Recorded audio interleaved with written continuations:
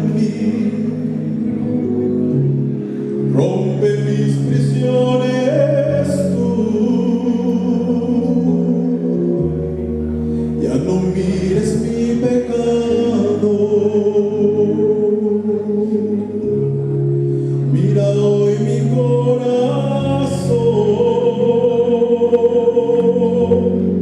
Santo Espíritu ven, mora en mí, rompe estas prisiones tú, ya no mires mi pecado,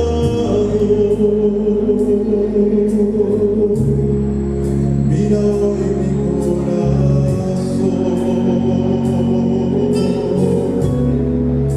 me entrego a ti como ofrenda de amor, como incienso agradable, de grato olor. Ven, construye en mi ser un hogar para ti, Espíritu Santo. Ven, construye en mi ser un hogar para ti, Espíritu Santo.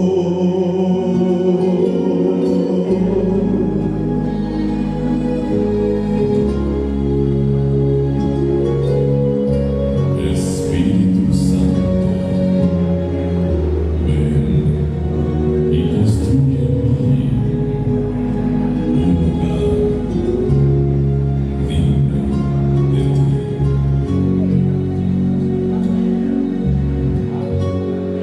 Santo Espíritu ven, mora en mí, rompe estas prisiones tú, ya no mires mi pecado, mira hoy mi corazón,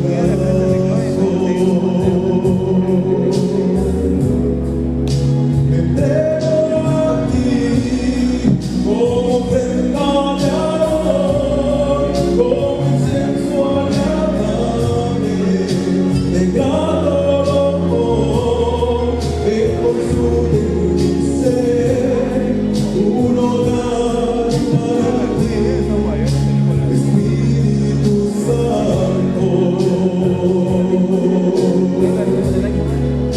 Me entrego a ti como ofrenda de amor, como incienso agradable, de grato olor. Ven, construye en mi ser un hogar para ti, Espíritu Santo. Ven, construye en mi ser un hogar para ti, Espíritu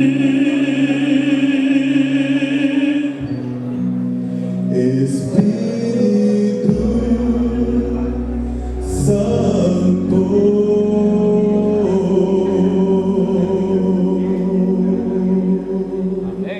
Que la honra y la gloria sean para nosotros. Amén. Minutos, ya pasó uno.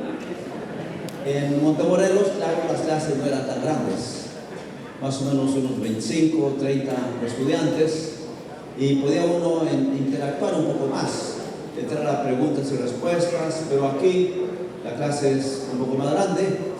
Sin embargo, si al momento hubiera alguna pregunta, creo que podría atenderse una o dos. El tema más bien la clase es sobre el estudio bíblico. Y a veces me pregunto, bueno, ¿qué voy a enseñarles a los instructores bíblicos y evangelistas sobre el estudio bíblico? Realmente ustedes lo han hecho en la práctica, ustedes lo saben. Aquí solamente vamos a presentar en forma organizada, sistemática, algunas consideraciones respecto al estudio bíblico. He tenido la oportunidad de dar estudios bíblicos, aún siendo profesor, presidente de campo, departamental, procuraba siempre con mi esposa tener estudios bíblicos. Actualmente tenemos un grupo pequeño en la casa. Ahí funciona. Mi esposa es la encargada de ese grupo pequeño. Cuando yo estoy aquí, pues ahí me toca compartir el mensaje. Y con ese grupo pequeño tratamos de alcanzar a otras personas también.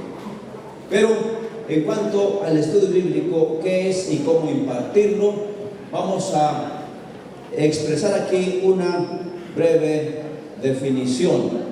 El estudio bíblico es el estudio, noten, de un tema bíblico, en base a preguntas y respuestas, es la metodología, con una persona o un grupo pequeño, con el propósito de conducirnos a entregar su vida a Cristo, reconociéndole como Salvador personal. Un tema bíblico en base a preguntas y respuestas, o una persona, una familia, un grupo pequeño, con el propósito de conducirnos a Cristo. Y aquí tengo el propósito del estudio bíblico, donde se destacan 3 puntos en cuanto al propósito. Conducir a las personas a aceptar a Jesús como Salvador personal. Primer propósito. Segundo, llevarlas a unirse a la iglesia por medio del bautismo. Y tercero, convertirlas en nuevos discípulos comprometidos con la evangelización. No es solo estudiar, tener el estudio y ya. Hay un propósito, conducirlos a Cristo. Pero no solo que acepten a Cristo como Salvador personal, hay que llevarlos al bautismo para que se integren al cuerpo de Cristo, que es la iglesia. Y no solo dejarlos como miembros de la iglesia, convertirlos en discípulos, o sea, comprometidos con la evangelización. Por lo tanto, mis hermanos, tenemos que llevar al nuevo creyente, aquella persona con quien estudiamos, a 3 compromisos fundamentales. A un compromiso con Cristo, que le reciban como Salvador personal. A un compromiso con el cuerpo de Cristo, que no sea un cristiano individual allá solo, que se una a la iglesia, que sepa que Dios está conduciendo no a un cristiano aquí, otro allá, sino a un cuerpo, a una familia, la iglesia adventista del 7º día. Y compromiso con la misión de Cristo, que se convierta en un discípulo activo, participando también en la predicación del evangelio. ¿Está claro el objetivo del estudio bíblico? Ahí está. ¿Podrán responder en un examen a qué 3 compromisos hay que llevar a la persona con quien estudiamos? Es una pregunta obligada de examen para mis estudiantes, una pregunta que tenían que responder ahí. Ahora no se trata solo de saber, recordar, sino de aplicar, El método para impartir el estudio, preguntas y respuestas en forma personal, muy diferente a un sermón.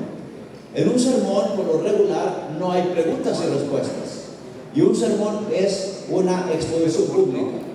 El estudio, una exposición más personal y directa, y en base a preguntas y respuestas. Esta es una idea de origen celestial. Aquí, sin duda, hay hermanos ya de mucha experiencia, pero quizás haya algunos nuevos que tienen poco de haberse integrado a la iglesia. Quiero recordarles que esto del estudio bíblico surgió en una ocasión cuando el pastor Haskell estaba predicando en una gran carpa. En aquellos tiempos los pioneros mayormente el nerviosismo de pasar al frente ante una congregación, si ni siquiera tampoco tienes que enfrentar el desafío de preparar en forma cuidadosa un tema que vas a exponer tú solo, sino que dialogas con la gente y en base a preguntas y respuestas. Por lo tanto, dice ella, son muchos los hombres y mujeres que pueden dedicarse a este ramo de trabajo. La importancia de dar estudios bíblicos. Elena G. de White vio en visión, y por cierto, yo he señalado que la verdadera reforma, ya ven que oramos por reavivamiento y reforma. La verdadera reforma, Elena G. de White la describió como un gran movimiento evangelizador dando estudios bíblicos. Ya ven que hay un grupo que se llama de los reformistas. Esos reformistas ven la reforma como hermanas con faldas largas, no cortarse el pelo, no comer carne. Eso ven la reforma. Elena G. de White dice: en visiones de la noche pasó delante de mí un gran movimiento de reforma en el seno del pueblo de Dios. Y agrega: veíase a centenares y miles de personas visitando las familias y explicándoles la palabra de Dios. ¿Cómo vio Elena G. de White la reforma? Un movimiento evangelístico, centenares y miles de personas visitando las familias y explicando la palabra de Dios. Esa es la reforma. Ahora, hablando acerca de la atención de estudios bíblicos, es, ya dijimos, la actividad más importante de un programa evangelístico. Es el resultado de la cosecha. El resultado de la cosecha, el evangelismo público será directamente proporcional al número de estudios bíblicos atendidos por él. Por lo tanto, aquí quizás no tenga mucho que enseñarles sobre cómo dar un estudio bíblico, pero sí quiero animarles y motivarles a que se den estudios bíblicos, Mientras más estudios bíblicos damos, más estamos sembrando y mayor puede ser la cosecha del evangelismo. ¿Cómo iniciar el estudio? Salude afectuosamente. Miren, muchas veces visitamos o damos algún estudio a personas que ya fueron adventistas, en donde no hay exadventistas, en todas partes. Pero muchas veces lo que se requiere no es tanto darles conocimiento. Ellos saben que saben de reposo, saben orar, saben que Cristo viene pronto, en fin. Pero necesitamos mostrarles afecto, aceptación, escucharlos. Y el saludo es fundamental. Esta es una cita inspirada. Elena G. de White escribió: mucho depende de la manera en que tratéis a aquellos a quienes visitáis. A un ex-adventista no vamos a llegarle a enseñarle para qué, tampoco a reprocharlo, por supuesto, mucho menos a condenarlo. No, que tú tienes la culpa, que porque es... No. Vamos a mostrarle cariño. Mucho depende de la manera, y luego habla del saludo. Al saludar a una persona, podéis estrecharle la mano de tal manera que ganéis su confianza enseguida, o de tal manera, de una manera tan fría que ella piense que os es enemigo. Al saludar, a ver, voy a pedir aquí a un compañero que pase por favor, a ver quién quiere para hacer un saludo. Gracias. Allá en mi rancho, donde yo nací, donde me crié, el Palo Seco, San Luis Potosí, la gente es muy tímida. De por sí los potosinos somos muy tímidos. Y cuando saludan, bueno, quizás no es necesario, pero bueno, cuando saludan, nada más le hacen así. Hasta atrás. Y tienen miedo, nada más tocan la mano un poquito. Y eso no comunica nada, más bien indiferencia.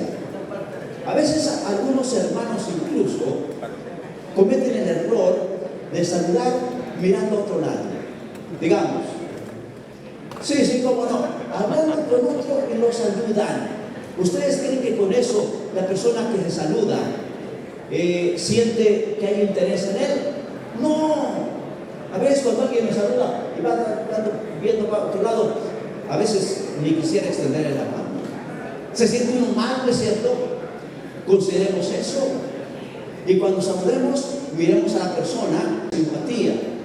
Dirija la mirada a quien está hablando. Demuestre verdadero interés en la persona. Hermano, miren, realmente esto no es no es ser actores. No. Pidámosle al Señor que nos dé un genuino interés por la persona a quien vamos a impartir el estudio. No es hacer teatro. No, eso sería hipocresía. Un genuino interés. Que si de pronto la persona que estamos visitando para darle un estudio es interrumpida por un niño que está llorando, paremos el estudio. y atendamos al niño que está llorando. O digámosle, ¿por qué no lo atiendes? Quizás necesita que le des algo. Que estemos interesados pues en la gente. O si vemos que se está retorciendo, así, apretando el estómago, detengamos, guarde su Biblia, guarde su fe de Jesús y pregúntele, ¿tienes algún problema? ¿Quieres que te consiga alguna pastilla? ¿Te llevo al doctor?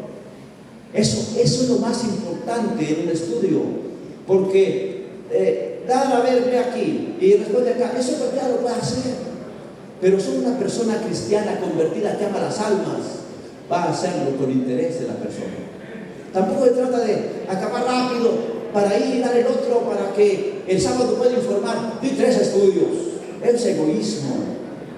Dedica tiempo a atender a la persona con quien estudias.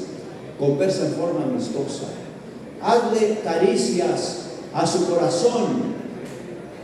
Y estas caricias al corazón se realizan con algún elogio, algún reconocimiento. Si usted ve por ahí una fotografía de una pareja, de una boda, oh, es tu hija, se casó, qué bien se ve. O se ve algún título por allí en la pared, algún diploma, oh, felicidades, tienes un hijo ingeniero. En fin, eso, mis hermanos, será mucho más valioso que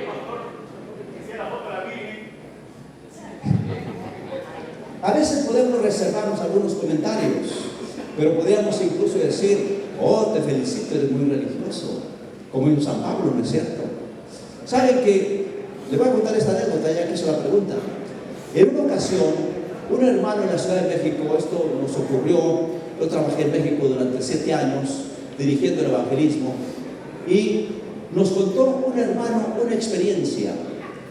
Llegó porque lo había recomendado con una familia para ir a dar un estudio bíblico, pero la señora que lo recibió era muy católica y tenía allí en la sala una imagen, una estatua grande de la Virgen de San Juan de los Lagos. La Virgen de San Juan de los Lagos, bueno, quizás algunos la conozcan, pero ok.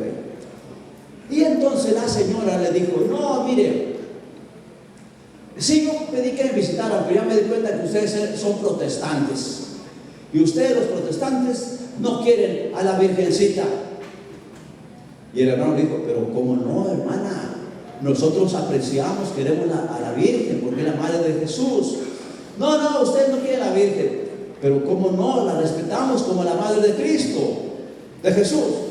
Y entonces la señora le dice, a ver si es cierto, pase y denle un beso a la Virgencita que tengo aquí. Y el hermano pensó, después de todo el ídolo nada es, como dijo San Pablo. El hermano entró y le dio un beso a la Virgencita. Pero saben, eso hizo que la señora aceptara recibir los estudios bíblicos. ¿Qué perdía el hermano por darle un beso? Eso es cultural. Nada. Pero ganó el corazón de la señora. Bueno, ¿cómo impartir el estudio? Algunos conceptos que ustedes sin duda tendrán. Comience con oración. Nunca debería estudiar la Biblia sin oración. Quiero presentar aquí algunas ideas de un estudio bíblico inductivo, donde vamos a presentar a Cristo. Miren, en los estudios bíblicos generalmente presentamos la doctrina, pero quiero animarles a que primero presentemos a Cristo. Nosotros tenemos un manual que se llama La Fe de Jesús.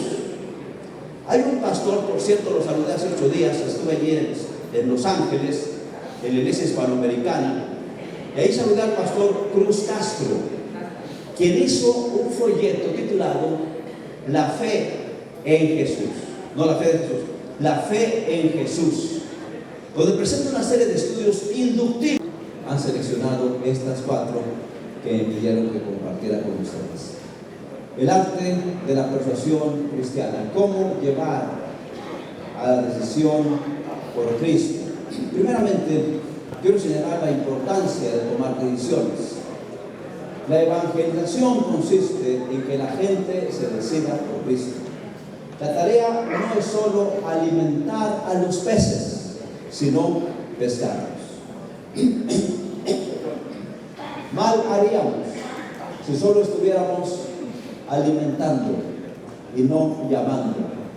Como a veces ocurre, nada más transmitir información, llenar la mente, pero no tocar ni el corazón ni mover a la acción. No es suficiente proclamar el mensaje o aún convencer a la gente de que las doctrinas son verdaderas. El propósito final de lo que predicamos es llevar a los seres humanos a obedecer a Cristo Jesús. La comisión que recibimos del Señor no trata solo de advertir a los hombres, sino hacerlos discípulos, hacerlos cristianos. Ese debería ser nuestro objetivo. Nuestra función no es solo advertir, sino salvar. No solo convencer, sino convertir. Tampoco estamos solo para dar el mensaje de que Cristo viene, sino para ayudar a la gente a prepararse para encontrarse con el Señor. Tengo allí la referencia de Evangelismo 180, no porque allí esté toda esta declaración, sino porque allí se enfatiza la importancia de tomar decisiones. Esta clase la he organizado en cinco puntos. Los factores de la decisión, principios fundamentales, elementos que mueven a la decisión, principios fundamentales de la decisión, recomendaciones al hacer la invitación y respondiendo objetivos. Ese es el plan de la clase. Primero, factores de la decisión. Y aquí señalaré 4 factores de la decisión. En primer lugar, es necesario dar información lo más completa posible, eliminar dudas. Nadie se decide por lo que no conoce. Pensemos que usted va a comprar un carro y el vendedor le dice: mira, se maneja muy suave, está bueno, y lo está apresurando a que lo compre.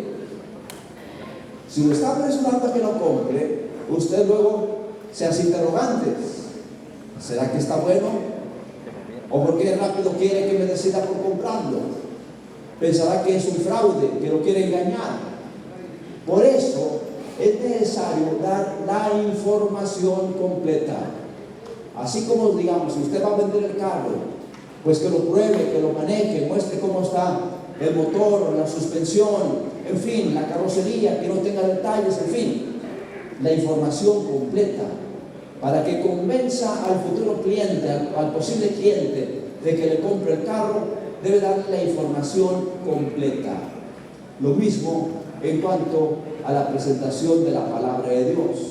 Para que una persona acepte el Evangelio o acepte una doctrina en particular, debe tener la información completa. Información. En segundo lugar, convicción. Es la certeza que el interesado tiene de que la doctrina viene de Dios. Que se dé cuenta que lo que estamos presentándole no es un mensaje humano. Esta doctrina viene de Dios. Y la persona entonces llega a la convicción de que eso es lo que debe hacer. Y que si no lo hace, perderá grandes beneficios. Afirme, como puede notar, esta es la voluntad de Dios. Ese es el camino que Dios quiere que usted siga. La convicción despertará el deseo de cambiar la vida.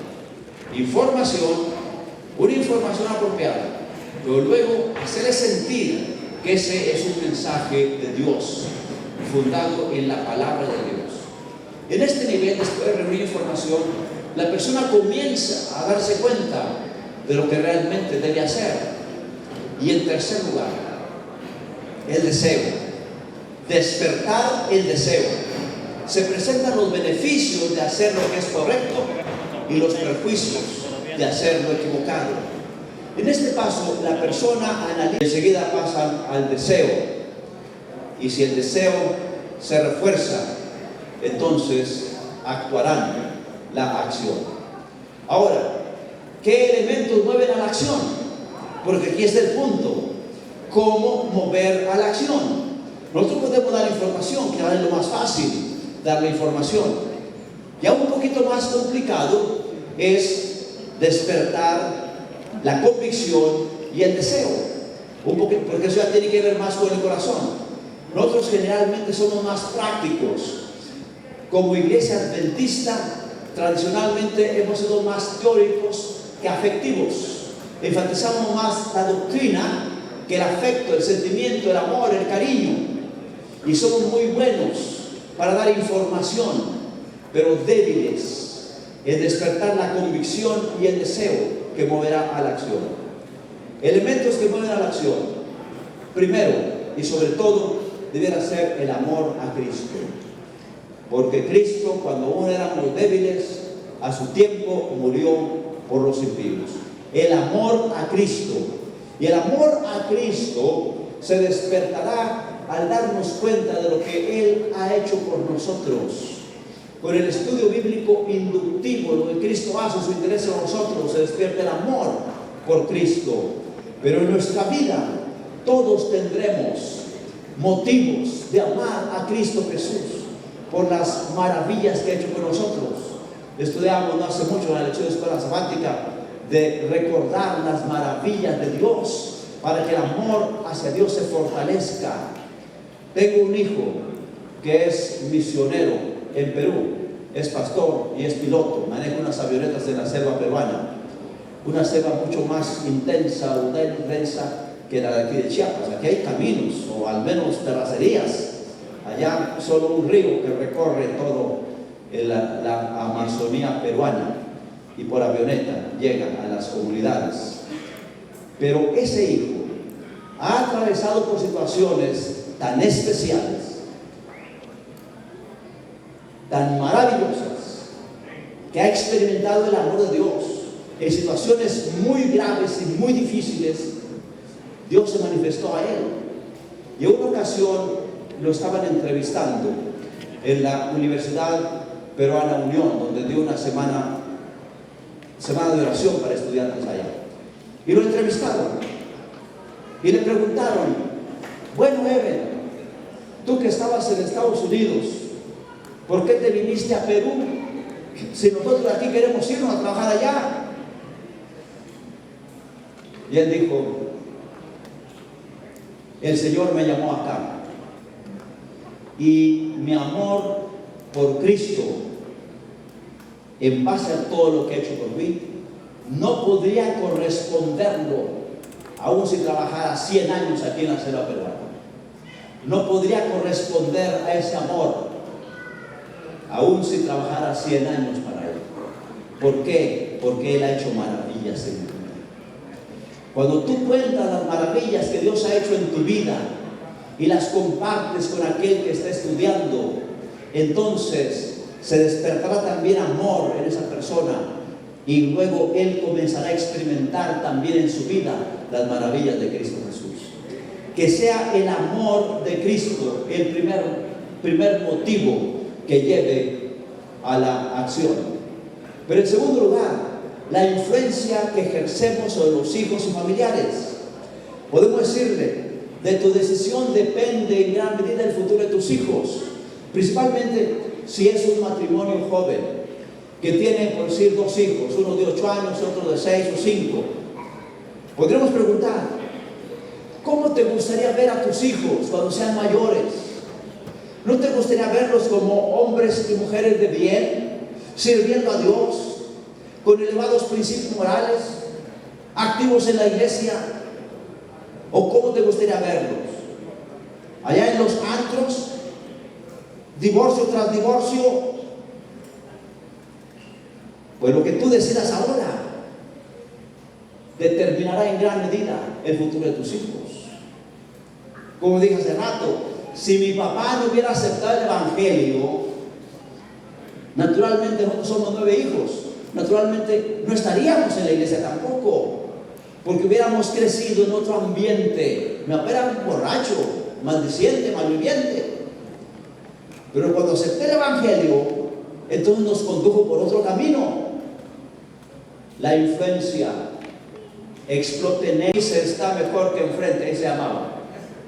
Pero entonces a alguien se le ocurrió escribir en la pared del panteón un letrero que decía: aquí están los que estaban enfrente.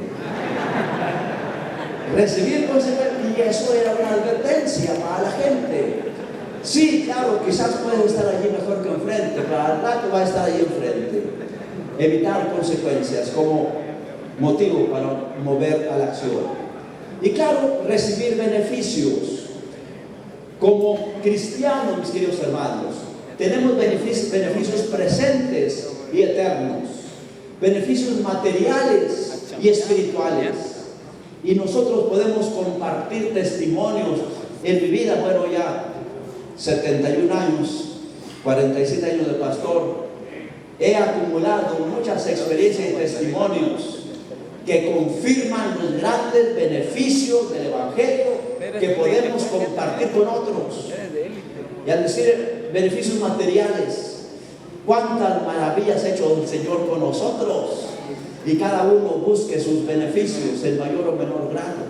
Miren, solamente rapidito para compartirte. Me crié en un hogar extremadamente pobre, como no tiene idea. Quizás usted piense que aquí en Chiapas hay mucha gente pobre. Imagínense el peor caso: una choza cuyas paredes eran de rama de arbusto tejida con una penca llamada samandoque, enjarrada con lodo, techo de palma, piso de tierra. Allí era sala, comedor, cocina y todo. Dormíamos en un petate que tirábamos en el piso. En la mañana solo lo enrollábamos y lo amarrábamos con el hilito y lo recargábamos. Y en esas condiciones nos encontró el Evangelio. Pero en la iglesia aprendimos que hay que desenvolvernos y buscar trabajar para superarnos. Aprendimos de entrar en sociedad con Dios, de devolver diezmos y ofrendas. Y entonces comenzamos a vender paletas por las calles. Ustedes habrán visto paleteros que van con un carrito de 2 ruedas y una adelante, y llevan ahí paletas de hielo. Así vendíamos.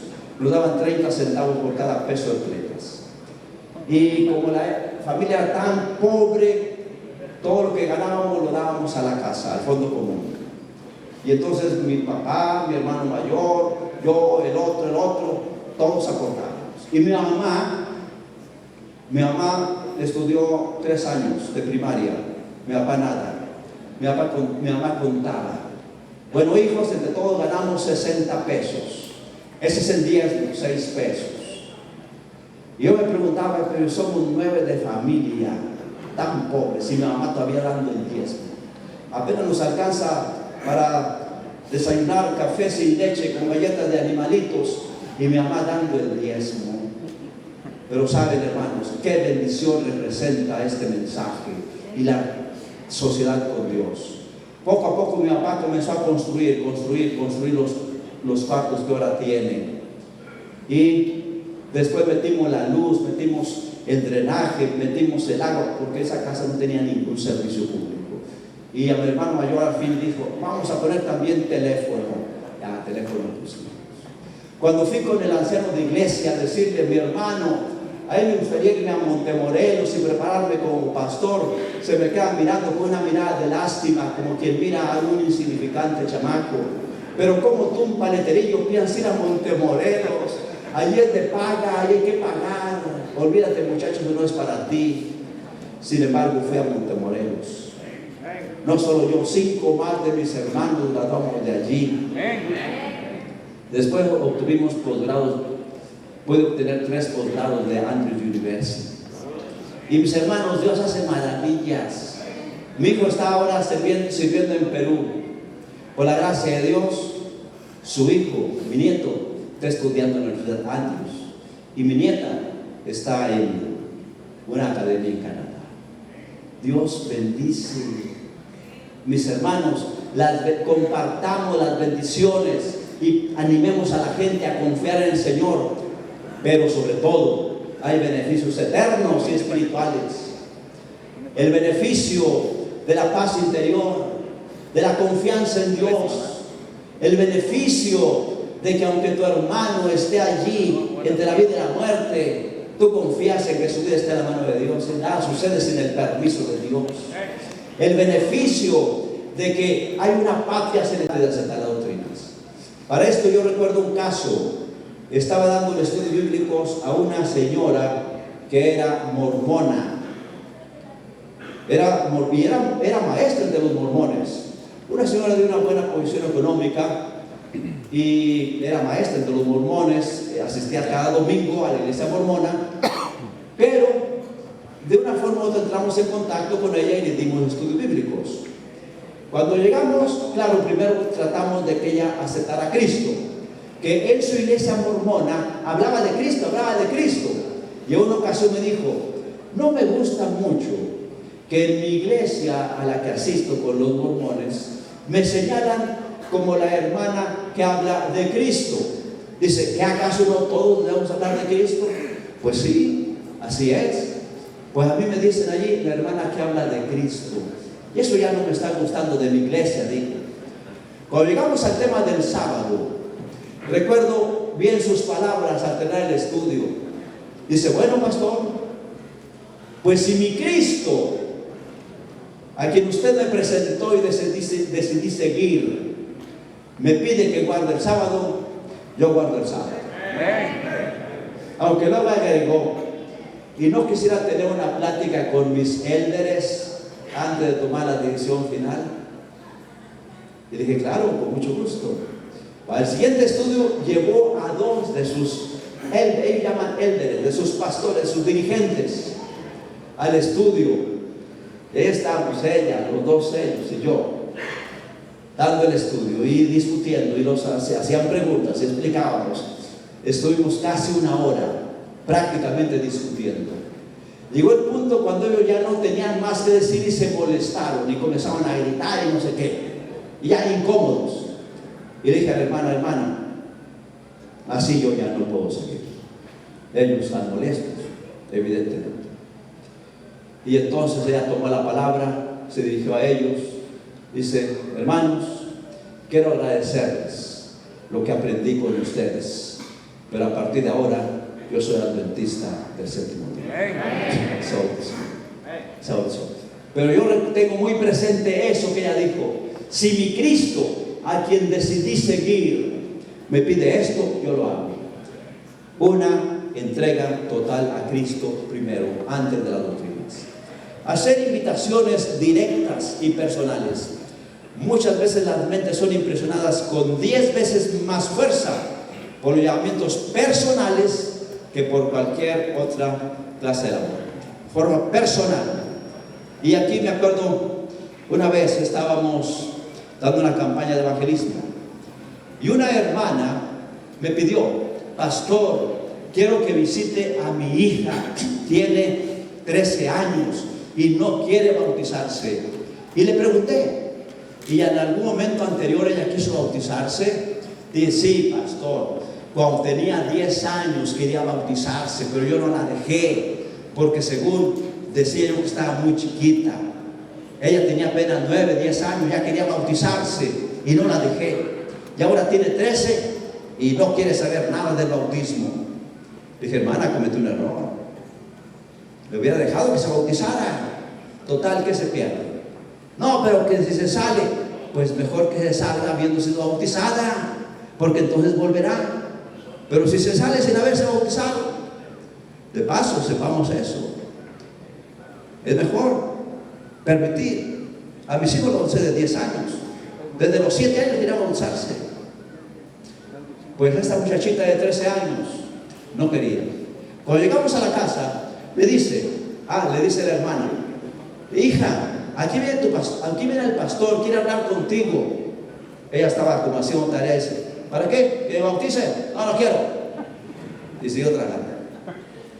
Me senté con ellos. Estaba ella y su hermanito más chico, como de 10 años. Me senté: está bien que no quiere bautizarse. Platicamos un rato a ver qué trabajo está haciendo, qué tarea estás haciendo. Le ayudé un poco y al rato estábamos platicando. Le gané la confianza. Y entonces le dije: oye, sé que no quiero bautizarte. No, pastor. Está bien, no hay problema. Mira, voy a hablar con tu hermano, porque el hermano sí tenía cierto interés. Voy a hablar con tu hermano, pero tú, ve mientras a tu cuarto y haz una oración. Y dile a Jesús: Jesús, yo sé que mandaste al pastor para que me invitara al bautismo, pero tú sabes que no quiero. Ve, ora y dile eso a Jesús mientras yo hablo contigo. Los personales, hacer invitaciones directas y personales. Bueno, es otra cita, vamos a avanzar. Tomar decisiones desde el primer estudio.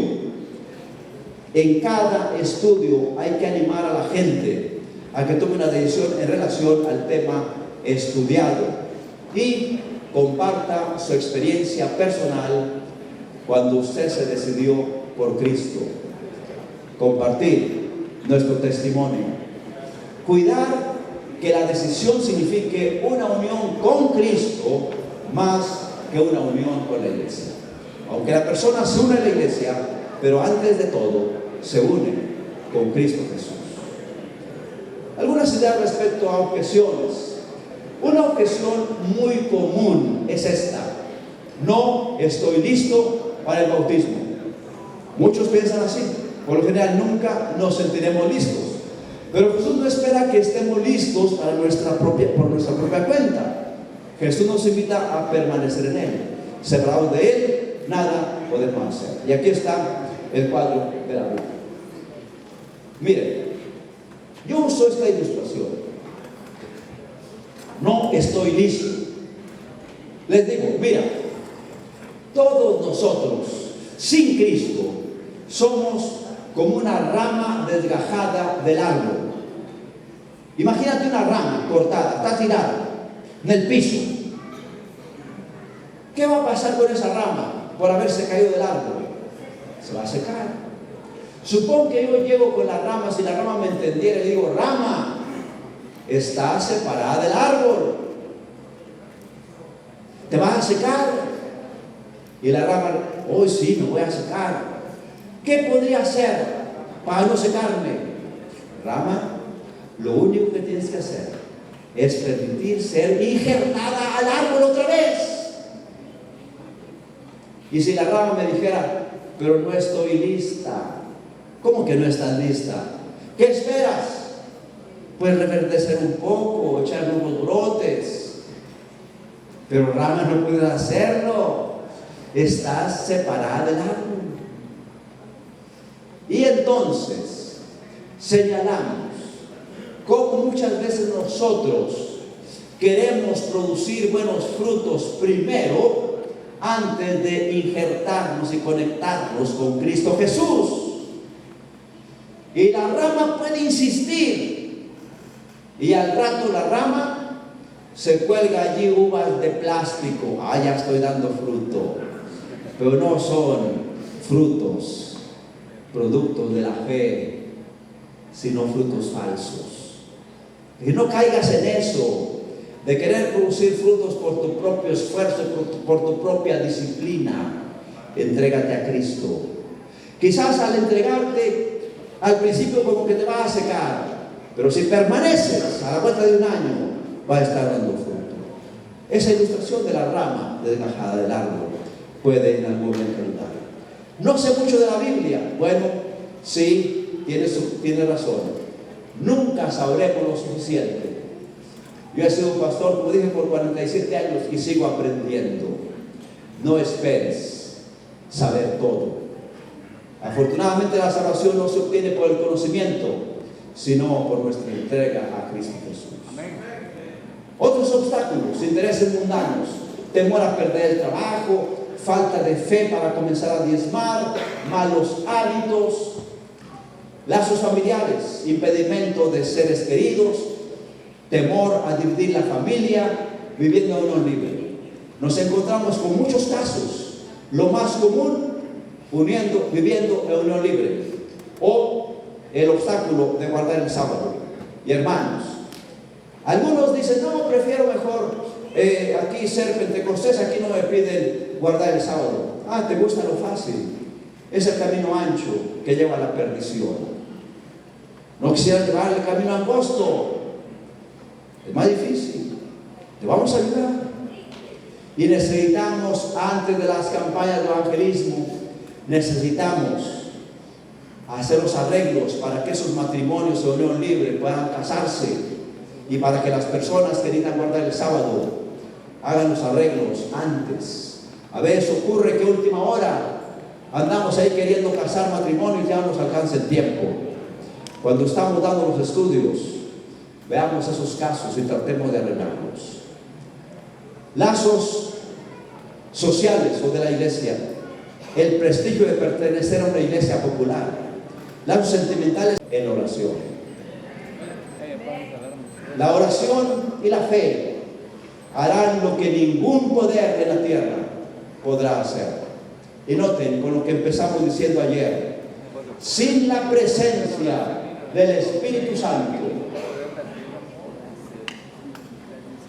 la decisión es, sin la presencia del Espíritu de Dios, ningún corazón se conmoverá, ningún pecador será ganado para Cristo. Ayer iniciamos enfatizando el poder de la oración, y esta es la confianza que tenemos en Él, que si pedimos alguna cosa conforme a su voluntad, Él nos oye. El Espíritu Santo toca los corazones. Procure que asistan a la iglesia tan pronto sea posible, que comiencen a ser amigos dentro de la iglesia, porque eso será determinante para su decisión. Es raro que se decida si no está asistiendo. Invítenos tan pronto gane su confianza. Organizar un día de visitas y hacerlos sentir bienvenidos con un convivio y atenderlos. Prepare una comida especial para los invitados, que se sientan cómodos y bienvenidos. Ayer decía lo que estos pastores hacen. ¿Y qué dice la iglesia? Bienvenidos. ¿Y qué más? Que se queden con nosotros. Y al final se les invita a la comida. Haga la invitación en el momento oportuno, bajo el efecto de la convicción. Si pierde el momento, se enfriará el ánimo. Cuando en el momento cuando usted ve que la persona está atenta, escuchando su testimonio, cuando la persona está pensando en la influencia que ejercerá sobre los hijos, cuando está allí en el momento de que ¿a quién le hago caso? ¿A Cristo o a Satanás? En el momento preciso haga la invitación. El Señor te llama ahora. Es el momento de decidirse por Cristo.